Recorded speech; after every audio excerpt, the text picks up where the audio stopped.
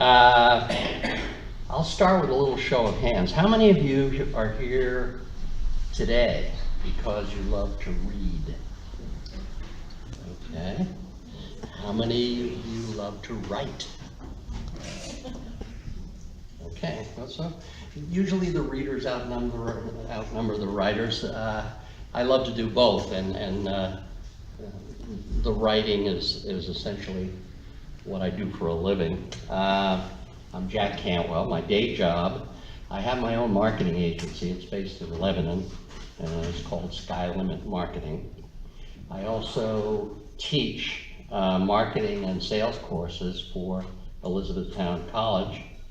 And this year, I've been writing for many years, ever since I graduated from college in 1960 from Ithaca College in Ithaca, New York. Ads, commercials, brochures, website copy, etc., etc. But I never wrote a book until this year. I became a published author for the first time. So I'd like to take claim at being one of America's oldest first-time published authors. So, and this is the book, Life Expressed in 25 Words or Less. We're going to talk about the book shortly, but I want you to know that everything in the book is connected in one way or another to my own life. So I think it's appropriate to set you up a little bit with an abbreviated life story of what got me here and got me to writing the book. Life began for me many years ago, specifically, I'll admit it, May 6, 1934, in Brooklyn, New York. Franklin Delano Roosevelt was the president. My young parents, my dad was 21, my mother was 19, brought me into this world. And they, at the time, I didn't know it at the time, but they had a lot to cope with.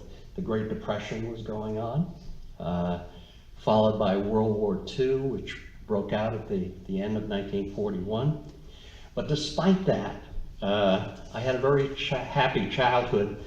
We were all part of a large Irish Catholic family. My mother had 2 sisters. My father had 7 brothers and 1 sister. And every Sunday, we all got together. And the routine was the same. We went to a mass at St.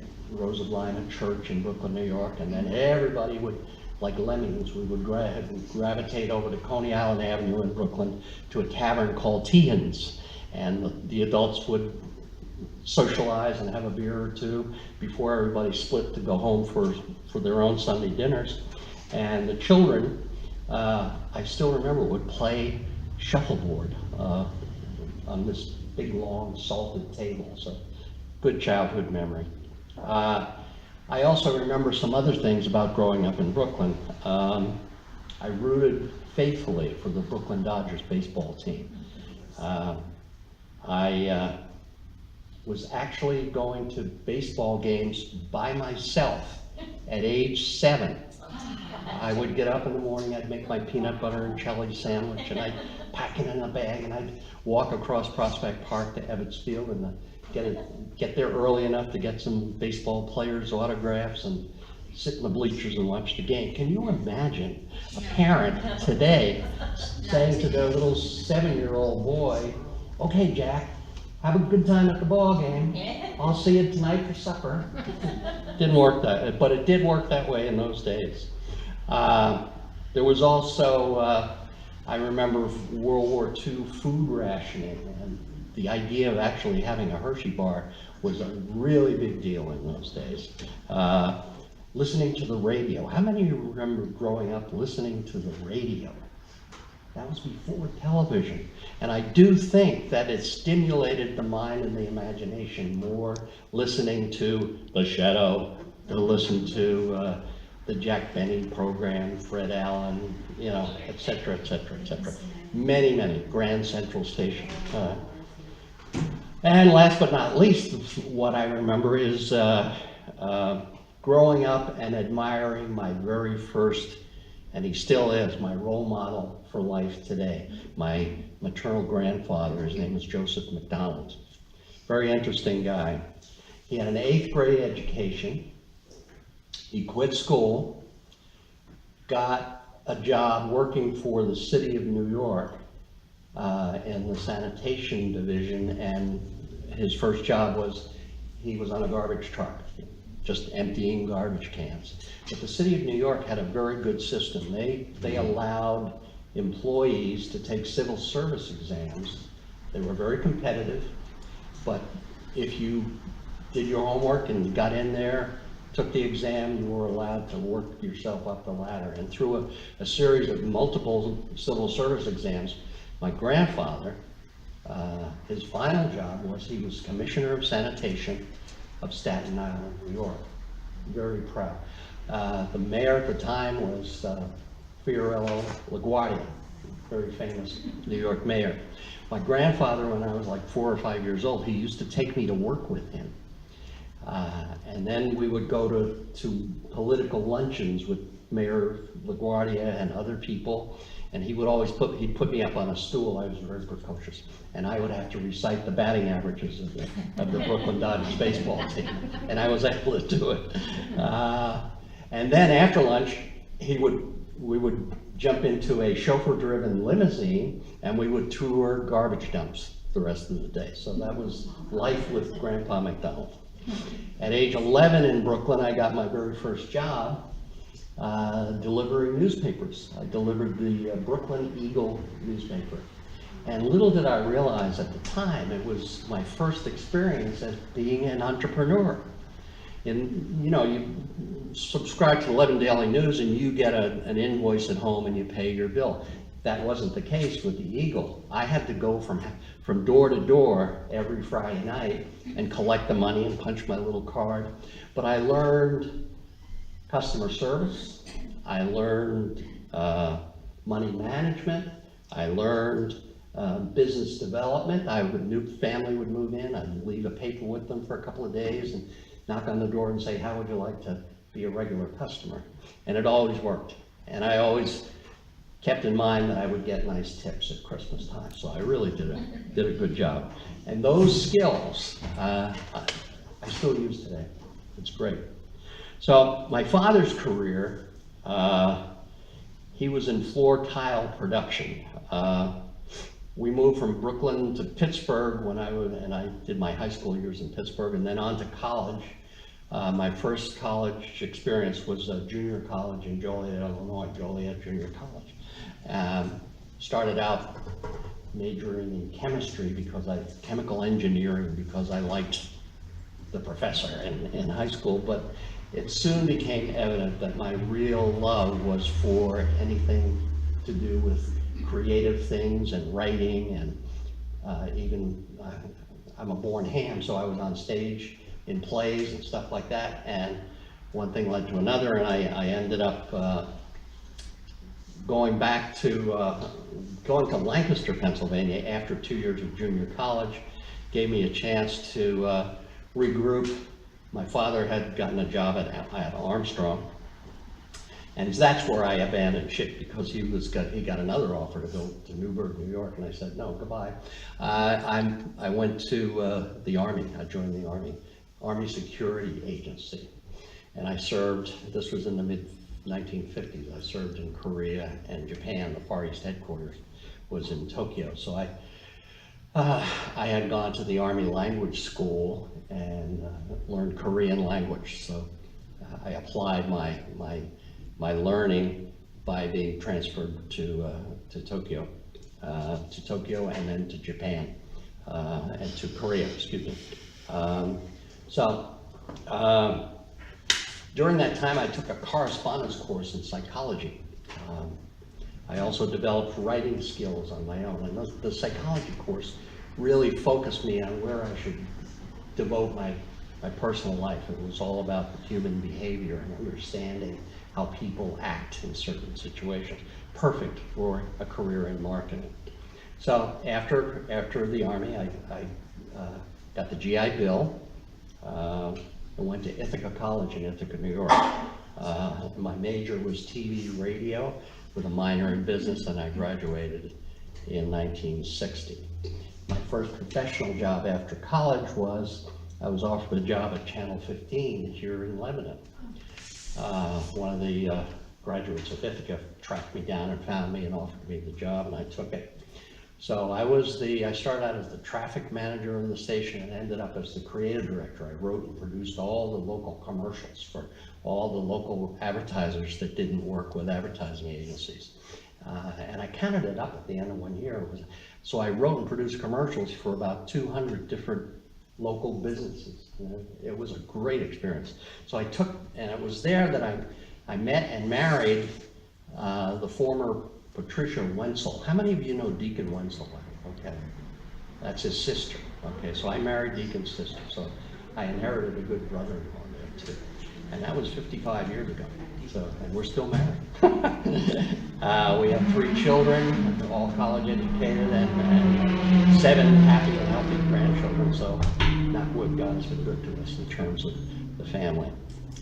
So my skills at writing and marketing and advertising, they caused career moves.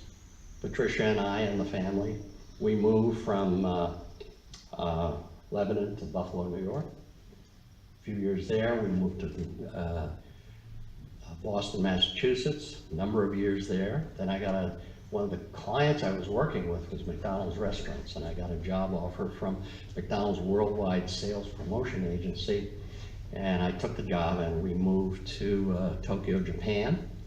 Lived there for 5 years, and I ran an office there. And then with that same company, I transferred internationally to London, England for a couple of years, and I ran an office there. And then back to the US, to Chicago for a very brief stint. And then they transferred me again to Toronto, Canada, and opened another office. So I ran an office in Toronto for a couple of years and worked with the McDonald's folks all over Canada. So great experience. I wouldn't trade it for anything. And my wife and I decided, well, we're going to get back to the US. So I took the money and I bought a franchise for mailboxes, etc., which is now the UPS stores. We moved to Charlotte, North Carolina, which was a booming market.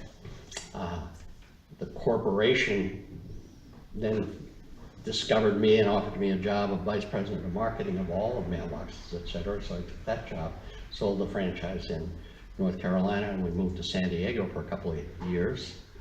I was hired by the executive vice president, who subsequently was fired, which left me no cushion between me and the CEO, who I had many philosophical differences with. So one thing led to another, and we decided we shouldn't work together. So I took the severance agreement and talked it over with my wife, and we decided, what the heck, let's go back to Lebanon where it all began. So that's 1999, came back here, opened my marketing agency, and everything's been great. So, so here I am, and that brings me to the book. How many of you are familiar with, if I say haiku, does that mean anything to anybody? What is it? Haiku, H-A-I-K-U. When I was living in Japan, it's a concept for what they call word pictures. So in very succinctly, if you write something, you can, and haiku is 17 syllables in a pattern of 5-7-5, okay, and in Japanese, of course, and then you read it and you can envision what the writer has just written. Well, 17 syllables, that's even harder than 12 words. So I made up my own. I would do the same thing, create word pictures, but my word pictures would be 25 words or less. My first inspiration was I was walking down a street in Tokyo, and I looked, it was a drizzly night, and the street was fairly quiet. And I saw this tree down near the end of the street, and I looked, and there's stuff kind of falling out of the tree, and I said, well, they're probably leaves, but they look a little strange. So I got closer and closer, and it turns out that they weren't leaves. They were sparrows who were floating from the branches down to the ground. It was like a little symphonic experience, and I said, wow, that's really neat. So I took a scrap of paper out of my pocket and I wrote down was a lot more words. You know, I'm walking down the street, I see the tree, and then I put it in my pocket, and then, but that experience caused me to be aware of my surroundings at all times. I kept writing other things, and I accumulated a file, which I just kept in a file cabinet for many years. And then I finally, about 5 years ago, I said, well, why don't I just empty it out and I'll just type them up in a Word document. I'll get these things organized. So I did.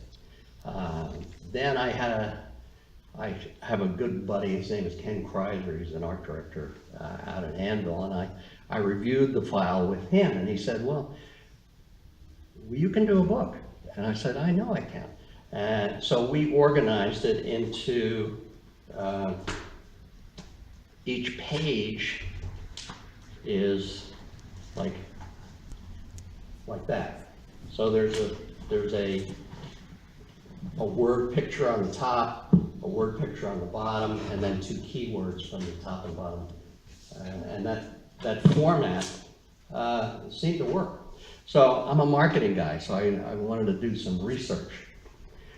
I said, will people actually read something like this? Will they actually pay for it? So I did a 28-page sample book, and I had 150 copies printed, and actually I did a subsequent reprint and just gave them away to friends, relatives, you know, folks like yourself, and all college classmates. And the only demand I made was read it and get back to me and let me know how you like it. And I got some very, very positive feedback, and that stimulated me to say, okay, maybe I got something here. The original title was Jack's Haiku-Inspired Aha Moments, okay, which is fine. But the more and more I thought about it, I'm not sure that haiku and poetry had great commercial appeal in terms of sales. So I figured, well, how am I gonna rope in the people who are into social media? So my title actually almost wrote itself. I spent a couple of years writing all new ones, and I was interviewed by Laura LeBeau on the radio, and she read my sample book, and she said, hey, Jack, I like this one. What's the story behind it? And I would tell her what it is, and then she says, oh, good, and here's another one. What's the story behind that? So one thing led to another, and I said, well, wait a minute. When I write the book, why don't I include backstories for some of the key haikus? So my book actually has a bunch of backstories in it, you know, on specific ones.